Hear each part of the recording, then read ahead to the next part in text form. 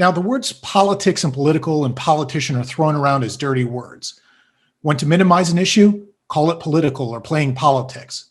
Want to demean an opponent? Call them a politician. And with good reason. Those in power have abused that power to create a country of winners and losers based on nothing more than skin color, nation of origin, the name used for the divine, the makeup of one's body, or the person who one loves. But in a true democracy, we are all political. It's how we get the work of the people done. When we abstain from politics, we give up our voice, our space, and our power. But that voice, space, and power does not stay empty. Those that want a structure of domination are all too willing to rush into the space that we vacate. So what if we saw politics and the government as ours, or even as us? What if we treat the governor's mansion and the Capitol building as our houses? And when something is dirty in our house, what do? We clean it up. We demand better because this is not the Missouri we want. We want to create an environment where the people thrive and are healthy in mind, body, and soul. So even though I didn't vote for Mike Parson, he is my governor. Even though I cannot vote for all legislators, they are my legislature. This means they have a responsibility to me and all other Missourians. It then becomes our duty to speak up when they make decisions that harm us, our families, and our neighbors. We gather tonight to take an accounting of our Jefferson City and list what supports the people and what yet needs to be cleaned up. So with that, let's get started. To bring us words of inspiration is the president of the Board of Metropolitan Congregations United, the Reverend Wendy Bruner. Reverend Bruner is also the pastor at Peace United Church of Christ in Webster Groves, Missouri. And you might also find her at a Medicaid expansion rally, and I'm also proud to call her my pastor. Reverend Bruner? Thanks, Kevin. Let's start with these few words. Your kingdom come, your will be done, as in heaven, so on earth. These words are familiar to many of us. They are the second phrase of what followers of Jesus call the Lord's Prayer. Many of us recite this prayer on Sunday morning. Sometimes we say this prayer and receive comfort from its familiar words. Sometimes we say this prayer without thinking much about what we're saying at all. Sometimes our minds wander, and while we repeat the words of prayer by rote, we ponder what we'll have for lunch or think about what comes next in the worship service. What if I told you these words spoken by Jesus when the disciples, Jesus' students, asked him how they might pray? What if I told you they were a plea to systems change under an oppressive empire? What if I told you these words were revolutionary? You see, God's realm, kingdom, empire looks nothing like what worldly empires look like. Worldly empires where a few hold all the power and money and the rest of the people struggle to survive, where a few people make rules, change rules, don't follow rules when they don't feel like it. Rules where folks are separated, pushed out, forgotten when they don't fit the societal norm created by those in charge, when fences are erected to keep people out and make people disappear. In God's kingdom, things look so different from worldly empires. In God's kingdom, everyone has enough, not only to survive, but to thrive. They have economic stability. Jesus lived out what it was like in God's kingdom. He walked through the countryside, providing healthcare to anyone and everyone who needed it. No questions asked, no income requirements, no percentage points to fall below. Didn't matter if if you were a Roman soldier or a hardworking farmer who barely had 2 coins to rub together. If you were sick, Jesus took care of you. Jesus knew people made mistakes. He talked about forgiving over and over again. Every person has worth, he said. Every person is created in the image of God, fearfully and wonderfully made. In God's kingdom, where shalom, that's comprehensive well-being, is the order of the day. And so when we pray, your kingdom come as in heaven, so on earth, we are praying for a change in the systems that demean and disrespect people. We're praying for a change in structures that bet on the future of our children by building detention centers and prisons instead of funding equitable education. We're praying for a change in policies so that everyone can access and receive health care. We're praying for a livable wage, for economic stability, so you don't have to make a decision this month between paying the rent and paying for food. We're praying for water that's safe to drink, air that's clean to breathe, and for land that's free of death-making chemicals. Oh, and one last thing. This prayer requires our feet. I don't know if you caught it, but right there in the middle of the sentence sits our call. Your will be done. We must do the work. We must join God's work. Praying isn't enough. Hoping for a better tomorrow isn't enough. It's just not that easy. We're called to participate. Do not take this prayer lightly. When you pray it, you're making a commitment to doing the work of establishing God's kingdom on earth. Your kingdom come, your will be done, as in heaven, so on earth. We are praying for a revolution. We are working to make it happen. Amen. Amen. Amen, amen, amen. Absolutely. Thank you, Reverend Bruner. To start off our recap tonight, Latricia Gandy, an organizer for the Juvenile Justice Task Force, is going to talk to us about an issue that MCU has been fighting for several years, and we know it as Raise the Age. Latricia, I'll turn things over to you. Thank you so much, Kevin. Greetings. Good evening, everybody, and thank you for joining us. So as you heard, now let's reflect. 2018 was a big win for MCU, along with Campaign for Youth Justice, who worked successfully to pass the Raise the Age. It changed the law on the age at which youth is automatically certified as an adult when detained by the police. We raised it to 17 to take in effect in January of 2021. The change required extra funding for the juvenile division to accommodate for extra youth, housing, meals, education, counseling, and medical care, etc. In January of 2020, Governor Parson and his office tries to dismantle the Raise the Age bill, taking the age limit to 12 years old. Once that wasn't approved, there was a blue ribbon panel created to oversee the funding that backed the Raise the Age appropriation. Due to some language barriers, Raise the Age was pushed a little bit back and didn't go into implementation. But thanks to a section of Senate Bill 53, you will hear a little bit more of that detail a little bit later, that passed at the end of May, was set Raise the Age to go into implementation, as long as Governor Parson didn't veto the bill by the end of June, which he did. So it has been implemented, approved, and appointed in the state of Missouri. Why is that important? As an impacted parent of the court system, it's very important to see that juveniles stay in the system of juveniles and be treated as children and not adults. Adult imprisonment is not good for isolation for our youth.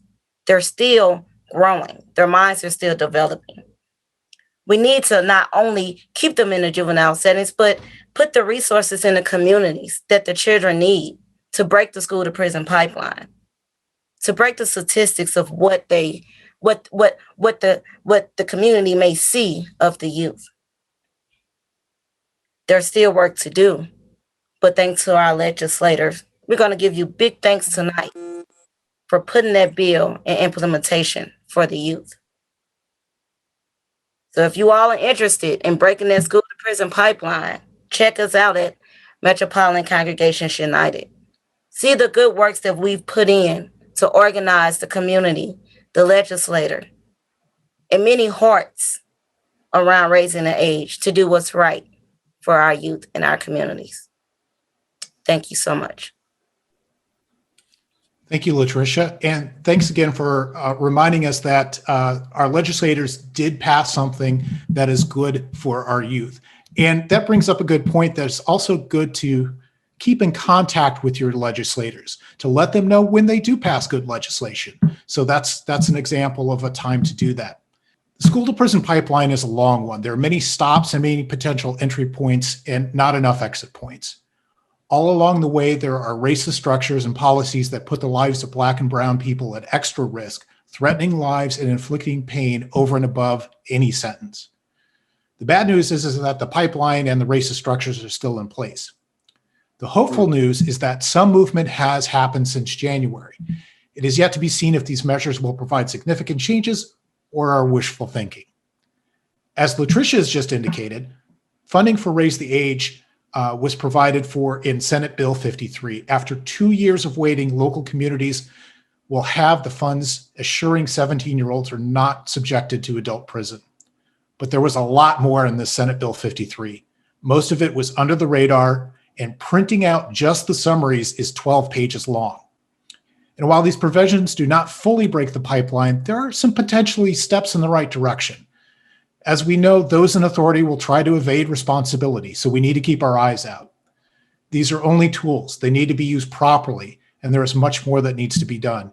So here's some highlights from Senate Bill 53. First off is the juvenile waiver of right to counsel. This provision restricts the circumstances when a child can waive the right to a lawyer. This is important because authorities have been known to promise frightened children the ability to see parents or to go home if they give up their right to a lawyer. This is a sick practice that ends up putting more kids behind bars, flooding the pipeline, and including when they have not even committed a crime. But according to the new law, if there is a waiver of counsel, it shall be made knowingly, intelligently, and voluntarily, which shall be determined by the total of the circumstances, including the child's age, background, experience, emotional stability, and the complexity of proceedings. Such a waiver shall only apply in that proceeding, and any subsequent proceedings, the child needs to be reminded of his or her right to counsel. And it further goes on to restrict waiving counsel for the following proceedings: a detention hearing, a certification or dismissal hearing, any adjudication hearing for any misdemeanor or felony offense, and at a disposal hearing or a hearing on a motion to modify or revoke supervision. Let's move on to expungement of records. Even after serving the required sentence, a person with a conviction on their record can be denied employment or housing. Expungement removes that conviction from a person's record, so it will not come up when a background check is done. This is an issue that our partners at Expo St. Louis, Ex-Incarcerated Persons Organizing, have advocated for. Expungement allows a person to fully return to participation in society, but obtaining that expungement is a difficult process. This law makes the process a little bit easy. First of all, it allows the expungement of a specific conviction, even if the person has prior convictions. Secondly, it adds the act of a person who has committed the offense of unlawful use of weapons to be eligible for expungement.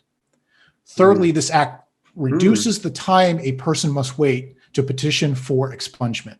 For a felony, the waiting time is reduced from 7 years to 3 years, and for a misdemeanor, it's down from 3 years to 1 year. This allows a person to get back to normal life much sooner. There is still much more that can be done in future legislation to expand who can apply for this and to make the process more efficient. If you're interested, keep a watch on Expo St. Louis because they're on top of this issue. Respiratory chokeholds. This act provides that the law enforcement officer shall not knowingly use respiratory chokeholds unless there is an issue of the officer or another person being in serious physical injury or death. The respiratory chokehold includes the use of any body part or object to attempt to control or disable by applying pressure to a person's neck with the purpose of controlling or restricting their breathing. Again, this is something that our law enforcement officers may try to get around, but it is now in law. Motion to vacate. Under current Missouri law, even if a prosecutor or a circuit attorney knows that a mistake was made and that the wrong person was convicted and sent to prison, they cannot undo that mistake, even if they have the evidence that that person was wrongly convicted. For instance, Lamar Johnson has been in prison since 1994 after being wrongly convicted of murder. Once this law goes into effect, Kim Gardner would now have the authority to begin the process of righting this wrong, and there is now a path to freedom for Mr. Johnson and others. Offense of failure to execute a warrant. This was an interesting one. Did you know that a police officer could be charged with a crime if he or she does not arrest someone who has an outstanding warrant for a traffic misdemeanor? Aggressive arrests for outstanding traffic offenses is a way that mass incarceration has been sent into overdrive, throwing people into prison for simply being unable to pay. This new provision allows an officer to forego the arrest, allowing the person to continue to hold their job, support their families, and remain free. Unfortunately, this does still leave the decision in the hand of the officer, and that remains troubling. And finally, peace officer licensure, commissioning requirements for peace officers, and police use of force database. This is a mouthful. What it does is it requires police officers to be fingerprinted and go through the same background checks that we require of your teachers, and then have to do it every 6 years.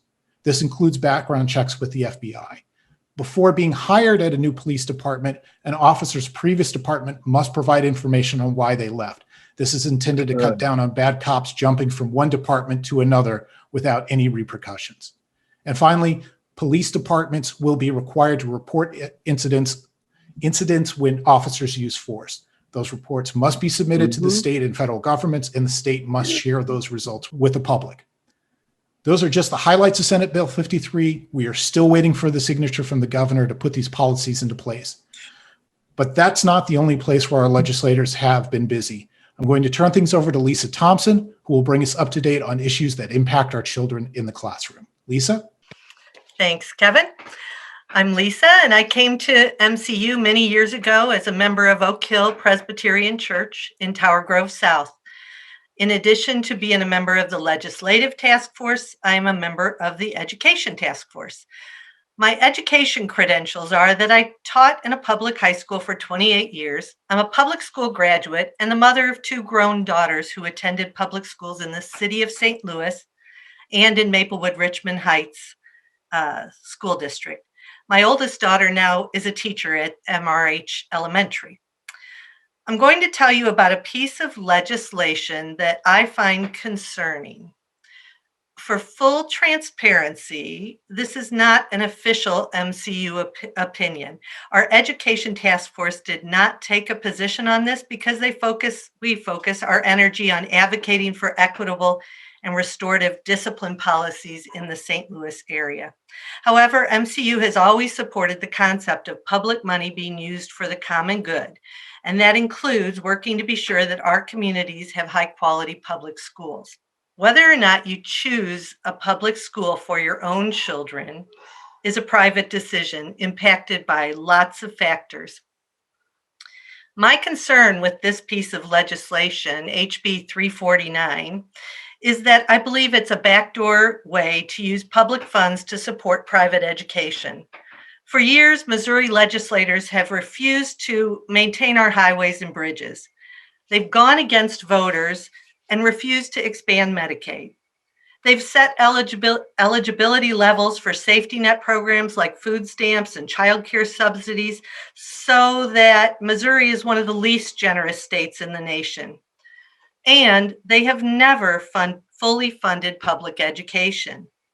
But now they agree we can cut Missouri's general revenue by helping pay for private education. That doesn't sit well with me.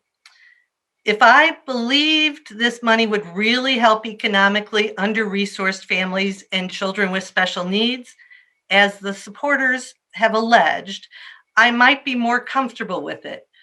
But it actually looks like the people who are going to benefit are predominantly those who already could afford to pay private school tuition. A couple of friends of mine who attend my church and are parents of children in St. Louis public schools have been working to stop this legislation. Unfortunately, they're both traveling and weren't able to join us tonight, but they have given me permission to share their words. Christy wrote this letter to her legislators, and I'm going to read from that. My 8-year-old daughter is a creative and bold spirit. She writes stories, has a beautiful singing voice, and stages musical performances with her friends.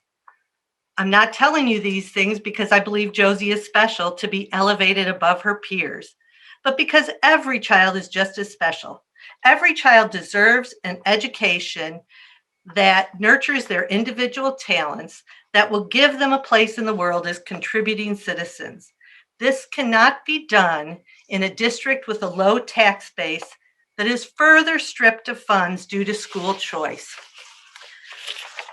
Christy writes, I want all girls and boys in this district to have enough resources to have a nurse attend to their ills daily. At Josie's school, a nurse is there 2 days a week.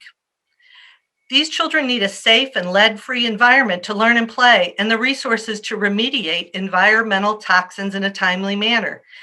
This isn't being done with our current budget, and as of now, lead stays on our playgrounds. All our children deserve experienced long-term teachers who stay in the district and see our children grow, teachers who are connected to and invested in the community. Of the 5 teachers that Josie had during her 4 years in school, only 1 is still working for St. Louis Public Schools. And her school has had 3 different principals. All the Josies of the world who are creative and daring need schools that can nurture talents that fall outside the core subjects and can be enriched through offerings of drama, band, orchestra, and choir. And all of these are offered in upper elementary grades at county school. Josie's school has had 100% turnover in art, music, and PE teachers. Parents who are unable to use school choice or who are committed to public neighborhood schools expect public schools that are not stripped of financial resources. Their children deserve well-funded public schools that benefit all children and society in general. My other friend, Heather MacArthur, who's been a board member with MCU, attended an informational meeting about this legislation. She said that at that meeting, Representative Peter Meredith noted that during the session, he and other legislators heard from far more parents who supported this type of legislation than those who opposed it. Heather went on to say that this should be a wake-up call to those of us who support public schools across Missouri. We need to organize ourselves to support properly funded education for all. This law actually only applies to urban areas, Casey, St. Louis, Cape, Joplin, Jeff City, Springfield. I'll leave it to you to figure out why that might be. The scholarship program will go into effect unless the governor vetoes this bill. So I'm asking you to call tonight, and the information is on your screen. That has a list of supporters and opposition. Most of the support comes from school choice organizations and the Missouri Catholic Conference. The governor's number is up in the top right corner, but you can see the number of groups related to the schools, public schools, that oppose the legislation. Now to look ahead to next year. Here's why we need your involvement, and we need you to talk to your legislators. The Education Task Force, and then probably eventually the Legislative Task Force, will be working on 2 issues related to legislation. At the May meeting of the Education Task Force, Representative Ian Mackey asked us to work with him on legislation eliminating the use of suspension and expulsion for kindergarten through 3rd grade students.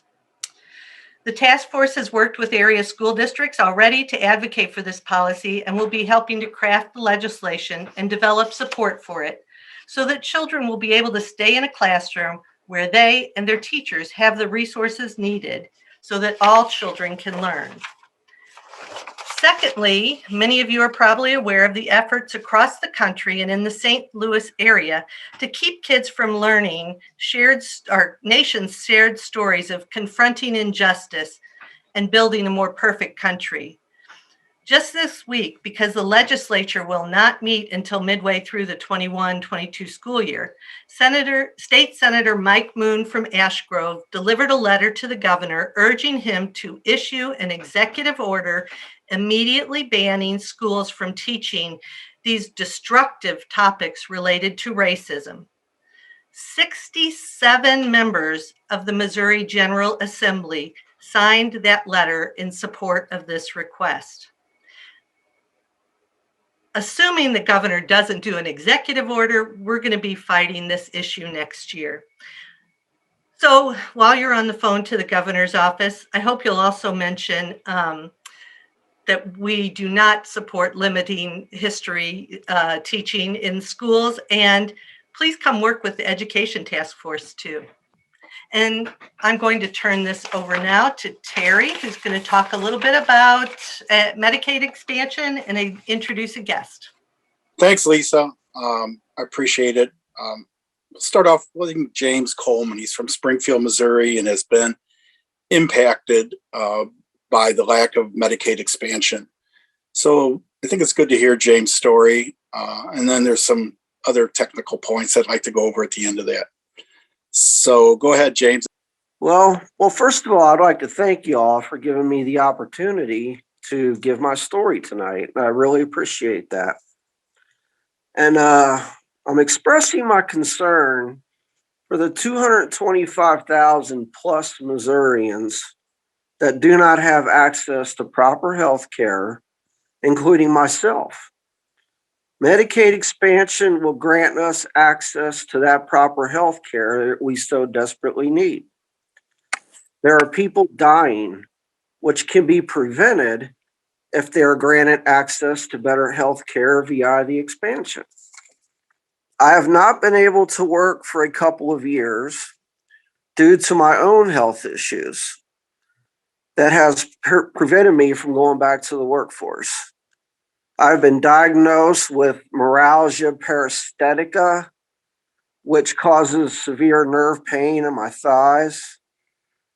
It limits my mobility to walk sometimes, as well as some problems with my left knee because I'm getting a lot of pain in my left knee that I need to get checked out.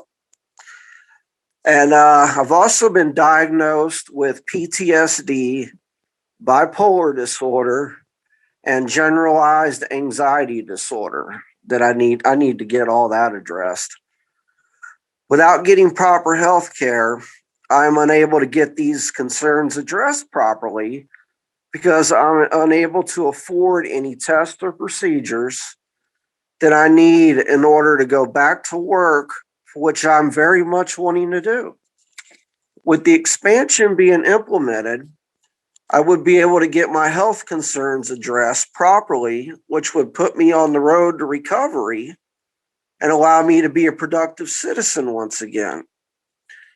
My long-term goal is to obtain self-sufficiency by gaining employer-based insurance that would replace the Medicaid and therefore could help someone else in need so they can go back to work and become self-sufficient as well. Without expansion, clinics and hospitals are unable to expand their services. Rural hospitals that have closed are unable to reopen and be available for the citizens of those rural areas. Currently, many rural Missourians are having to travel longer distances to get their health care addressed, which can potentially be life-threatening in an emergency situation. Lack of expansion can put more rural hospitals at risk for closure throughout the whole state of Missouri, which would cause job losses of the healthcare providers that serve those areas, putting the citizens of those areas at a greater risk of severe health problems down the line due to not having the proper care that is needed. We need Medicaid expansion to get our fellow Missourians healthier, happier, and be able to rejoin the workforce and be prosperous so that we may continue to build the economy back up in our state. We need this expansion implemented. It is the right thing to do, the moral thing to do, and the just thing to do. It can and will save lives. I thank you for allowing me to speak. Thank you, James. That was great. You touched on a lot of points, both personal and statewide, and people that are going to be impacted. I just wanted to talk about a couple little technical points because it gets a little confusing when you talk about Medicaid expansion. There's really two separate things that came up this year. The FRA, which is the Federal reimbursement allowance has been around since really Medicaid has been in existence. And that has been approved every year for, I don't know, 20 years, I think, sort of as just a rote deal. And what happened this year, though, was that a couple of very conservative congressmen, representatives, actually in the Senate, from the St. Charles area, decided that they wanted to keep all funding to go to Planned Parenthood, and they also wanted to add in some birth control measures. Things like IUDs could not be paid for through Medicaid on this normal FRA. And the problem with that is that may have been, if those things would have been implemented, those may have been a killer from the federal point of view, because those are covered, which would have then meant at some point the federal government could have said, well, you're not following our guidelines, we're not going to give you any money. That was finally passed, and that's what the special session was all about. It was the week before last. It was a week long, and it did get passed, but there was kind of some muddied waters there. So the Planned Parenthood issue, they did not stop funding for Planned Parenthood, but they did put some birth control issues in, saying that, like, for instance, an IUD can be paid for, but it can't be used to provide for any kind of abortion-like issue by the user. But, it's really basically not enforceable. So, and I think the best idea of the success of at least getting what got through was that one of the sponsors in the Senate, Senator Onder from St. Charles, said that it was the worst bill that he's ever seen go through the Missouri legislature. So since he was so against it, it must be pretty decent. But the second part of this is Medicaid expansion, which 38 states have approved, and it brings money in. And James touched on a lot of the issues that what it will provide for 275,000 people, and that it'll able to keep some rural hospitals in business. At one point, Governor Parson said he would make sure it went through because the people voted for it. We had 53% of the people in the state of Missouri that got to put into the Constitution. And that was done by a lot of hard work by people going out, getting petitions signed so that it would get voted on. And then once it was voted on, like I said, 53% of the people in Missouri approved it. But they didn't want to implement it and pretty much just sort of ripped it apart piece by piece. Even after that, for one day, Governor Parson said that he would find an administrative way to have that money. Somebody apparently got to him, because second day he said, no, he's not going to do that. So it went into the courts. The last, Judge Beadham said that he sided with the state and the governor did not have to approve the money. And that's being appealed, and it will go to the Missouri Supreme Court next Tuesday, July 13th at 11 a.m. in Jefferson City. And it's an open court if anybody wants to go with what goes down there. That pretty much covers everything about Medicaid expansion. Of course, if you have any questions, put them in the chat. And this is where all of you come in. Alan's going to talk some about calls to action. So yes, I get to be the one to give you some homework to do, right? And I'm really excited about that because I've enjoyed learning a lot about how the state legislature works over these last several months. I've loved just being able to work with the folks on the task force and help us figure out ways that we can do more to hold those people in Jefferson City accountable. And so let's get into it. Remember that you can type questions into the chat as we go along, and we'll address those in a few minutes. But I want to start by saying that all God's children have a place in the choir, and we want to get more people singing. We want you to join us in our mission to expand the public sphere, where racial equity is a key operating principle and not just a campaign slogan, where the government and the economy are truly built to be of, by and for the people. It's important that we remember that our laws and our policies are created by people just like you and me. When we have bad laws and policies around the school to prison pipeline problem, kids suffer.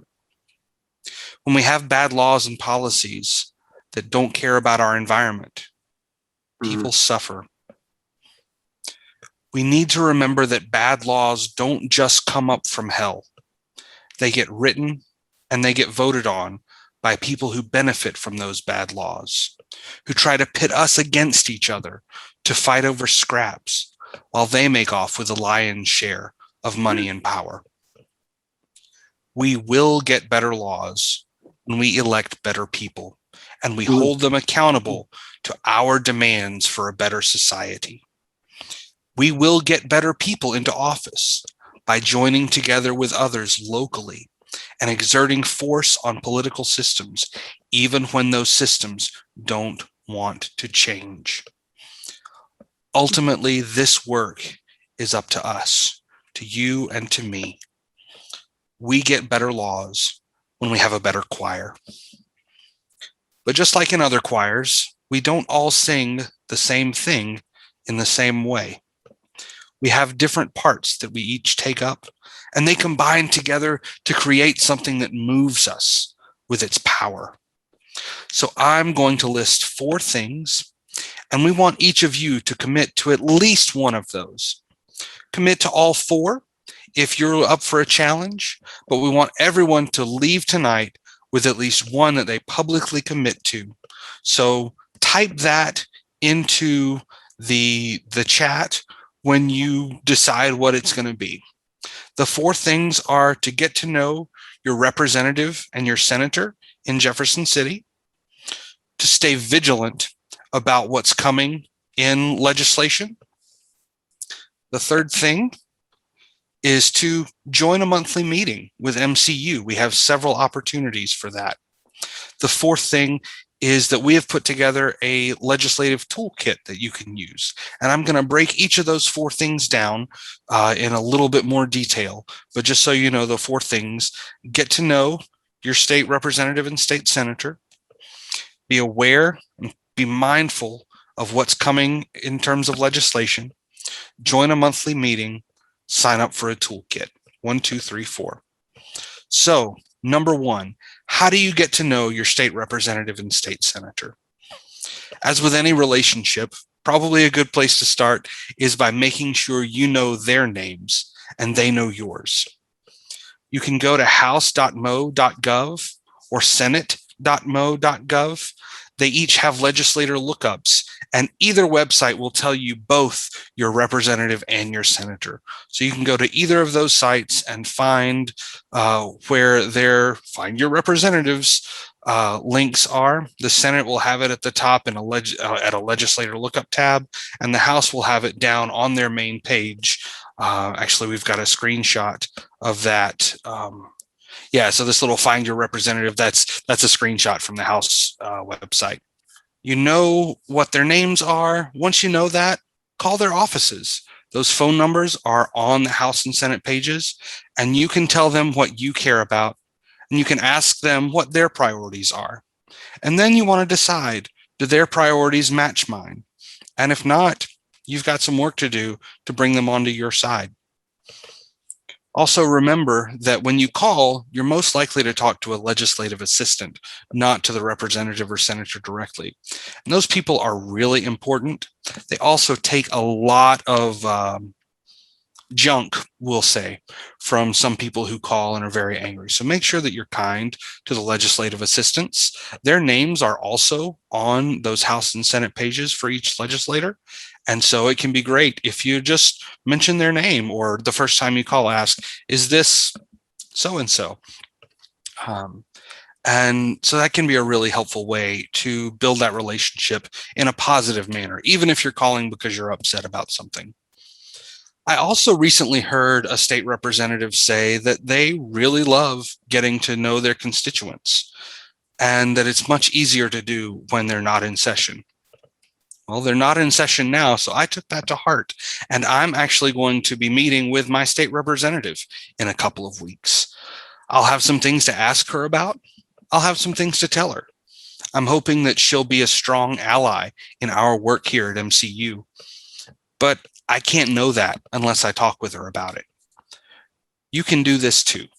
It may seem scary at first. It does. It will seem scary at first, right? But sometimes it's just worth doing, because the damage that's done when we don't act is that other people can suffer. We can suffer when we don't act, and we are worth fighting for. We can do this with our personal legislators, and we can also connect with the legislators who are over where our congregations are. So I live in Northwest St. Louis County, but my church is in South St. Louis City. So I've got two different ends of the St. Louis region that I can talk to, and they both need to answer to me because they both impact my life, and their work will affect my comings and goings. So that's number one, get to know your state rep and state senator. Number two is to stay vigilant about what's coming. In terms of special or extraordinary sessions, we've already had one of those this year. Terry mentioned it already, where a handful of ideological extremist legislators threatened the funding for our neighbors' health insurance while they tried to position themselves for their next election opportunity. Well, that's come and gone, but there will be more special sessions this year. We know that there will be one about congressional redistricting. This happens every 10 years, and that data has not totally been made available yet. Things are a little slow. And so when that happens, the state legislature will come together, and they're the ones responsible for drawing the congressional maps. You can provide input to your legislators. You can also go to the Missouri Mapping Project page, and I'm going to type that into the chat now. That website will take you to a place where you can give input to a nonprofit that will take in what everyone says about what are the boundaries of my community. When I think of my community, how far does it go? And this data will be used for legislative redistricting especially, but it will also impact congressional redistricting. There are also possibly going to be special sessions on other topics. There have been over a dozen calls from different legislators on things that they really want to see happen, from violent crime to Kansas City police districts to one that's really important to me, voting rights and ballot initiatives. Because again, some legislators seem to prefer their own power over you and me having a say in what our government does. They've tried to overturn Medicaid expansion, which we passed with a ballot initiative. Over and over, Missouri residents and voters have said, we don't want right to work here in Missouri. And over, the legislature tries to say, too bad, we're going to try and pass it anyway.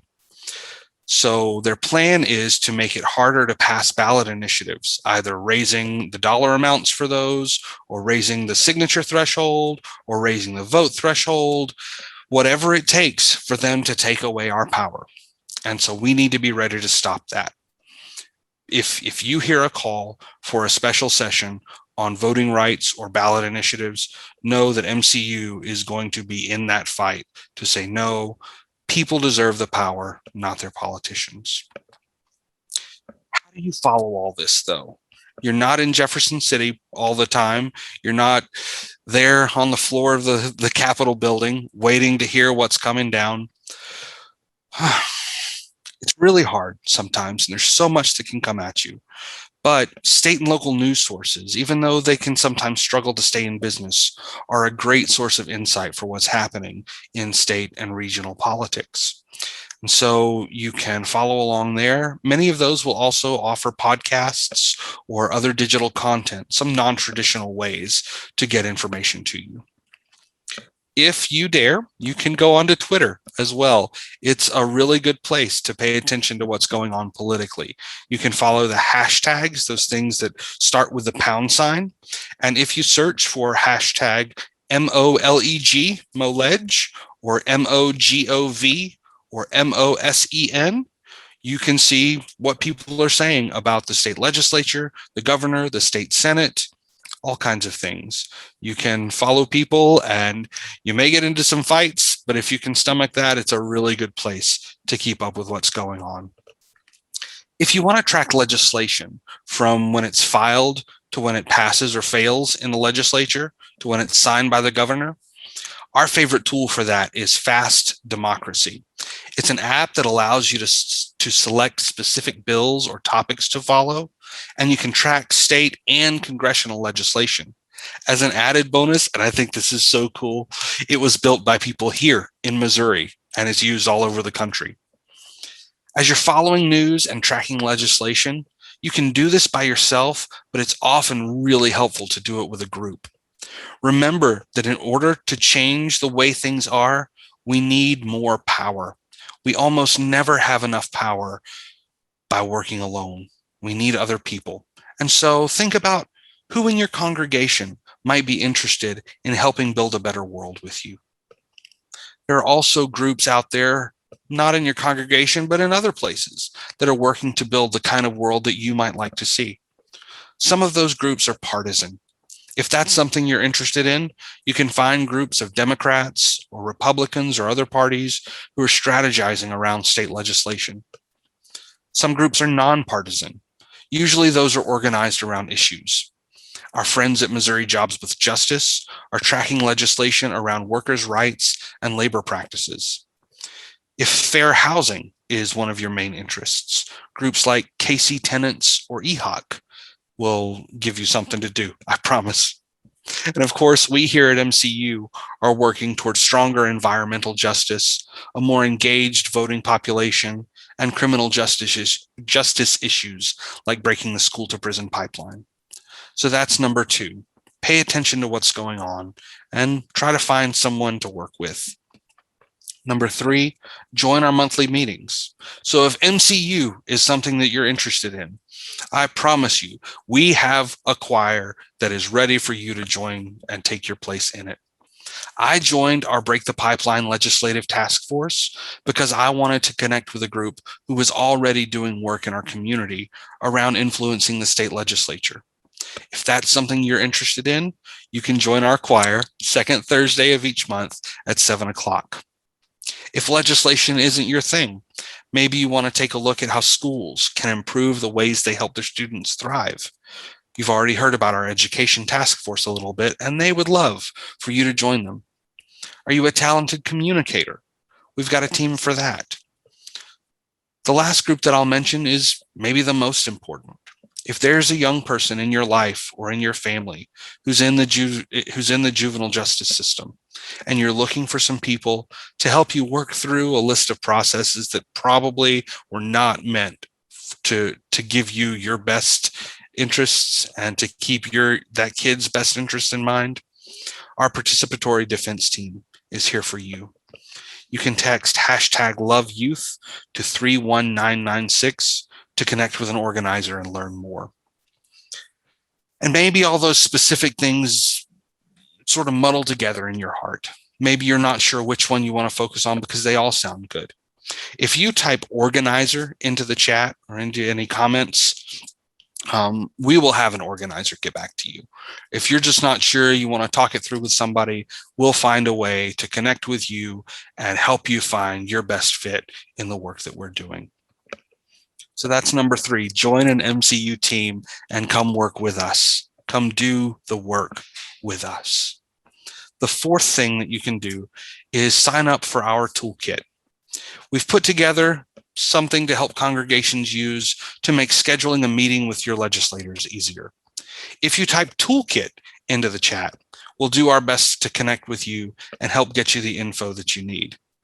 This will help you meet with your legislators from city council all the way up to Congress and figure out what kind of meeting you want to put together, who you need there to make your meeting the most successful, how to plan it, how to be ready so that you can do your best work to make the world that you want to create.